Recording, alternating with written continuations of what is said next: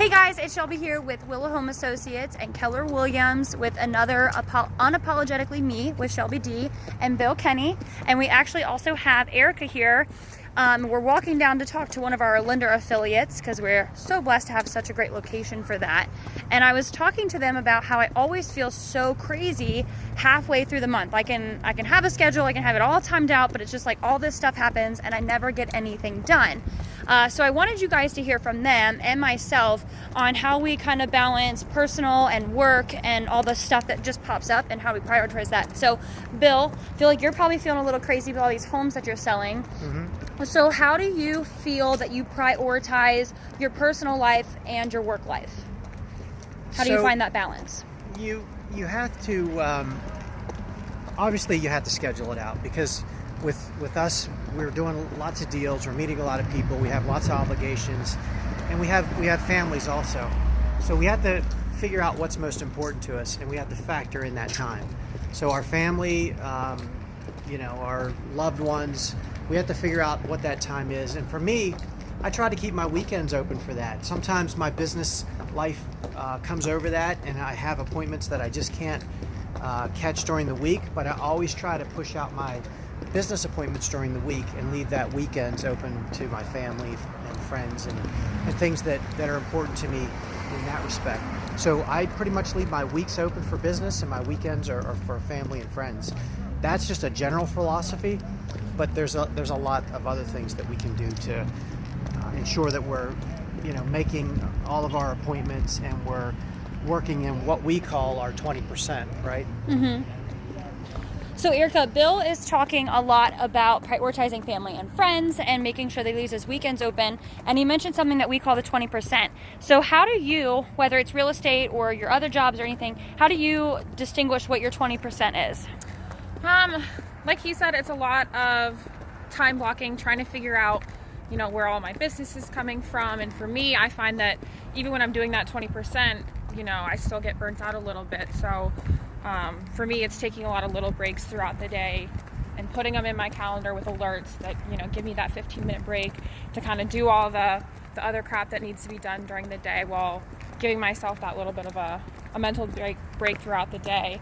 And for me, a big thing is those alerts on my phone that kind of pop up and say, okay, here's your break time. You get 15 minutes to answer emails and do all that stuff. And then you get to dive back into lead gen and all that great stuff where your business really comes from. Awesome. And I know for myself, I have found, and why I don't remember this for myself always, I don't know. And maybe you guys have seen this too. It's funny the days that I do prioritize, the things that take me all day, most other days in the week, I can sit down for 5 minutes and knock it out. And I can get my lead gen done. I can get all my appointments done. I can get all my admin work done. And that's something that, when we're balancing personal life and work life, it's allotting a good time that you can also get all of that done and still have your personal life. So Bill, when you are going on these appointments, you're getting all these other phone calls, your things are just popping up left and right, people need you to run here and do that and do this. How does that make you feel, and how do you overcome all of that? Well, I'm thankful that people are reaching out to me for their real estate needs, or they want to sell a house, or they want to meet with me to talk about real estate. I'm thankful for that. We just have to find a way that everybody's different, and there's different ways that you have to make sure that you're collecting all that information and getting back in touch with them.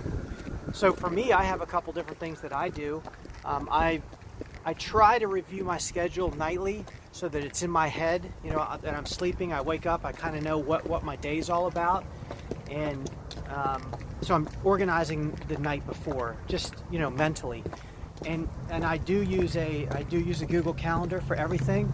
Like, I am religious with that. It's a habit that I've created, and it's a really good habit, so I don't miss my appointments. It lets me, if I get really busy, it sends me an alert, you have an appointment in a half an hour. So a lady that I met with this morning, we're buying her duplex on Thursday. She goes, you're the first guy that I've ever dealt with in real estate that's 2 minutes early for all your appointments. And it's just because I build a good habit, and it's important to me to make sure that, if I'm going to buy a property or I'm helping someone sell or buy that I'm there on time, because they're hiring me to do a job, and that's my career. So I want to leave a good impact on the people that I work with. So it's just a couple little gadgets like that, but it's building good habits for the most part. Okay. And something that you said that resonated with me is habitually looking at your schedule before you go to bed, so that you're pumped up, you know what you need to do as soon as your feet hit the ground. And I know for our team, we talk a lot about the quote-unquote miracle morning, and it may not be the same miracle morning for everybody, but I know for us, the days that I don't do my miracle morning, I have a rough day. So Erica, I know you have your miracle morning. What does that look like for you, and how does that affect your day?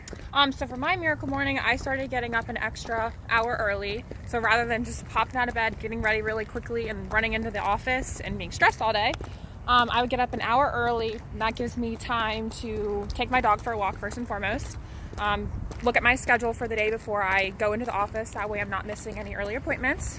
I do a morning workout that just kind of gets my mind ready. It's nothing intense. It's usually either yoga, Pilates, something like that. Really light workout just to kind of get my body ready for the day. I do a quick devotional, and then I relax, go over my emails, and get some admin stuff done before I pop into the office. And that really gets me ready to go. That way when I get into the office, I'm not still waking up trying to get ready for the day. I can just go to the office and get stuff done. Okay, great. Bill, I think you actually are the one that told me about Miracle Morning. Is there, how do you feel on the days that you don't do your Miracle Morning? Do you see a difference? Well, yeah, because everything that you're supposed to be doing there is all related to being more productive and, educating, being, getting physically stronger, being mindful, the mental part of all that. And if you're skipping out on those things, it's just like if you're not eating a good diet, it's going to come back to haunt you. If you're not working out, then you're going to get out of shape. If you're not reading, then you're not going to be, training your mind with new thoughts and becoming smarter. So, yeah, I mean, it's all these things are good habits that you have to work on and build on. And once they become habits, then they're good habits, and you start to see those things reflect over time. It's just those little good habits over time that make a huge difference. And we're actually almost to our affiliates office, but every single one of us has failed forward with scheduling. So I'd like for each of us to tell you what's one thing we failed forward on as far as scheduling does that's really changed our business or our life, honestly. I think, you got to find a system that works for you. And, I used to use paper planners or email messages to myself or all that stuff, and anything works. Just stick to something that works for you, and that's going to be the key. Just find what works and do it consistently. Fantastic. Erica? For me, it's having those alerts in my calendar. That way I can't skip things. My phone's going to bug me until I get a task done and I check it off my list, and then I can just move on to the next thing without having to go through.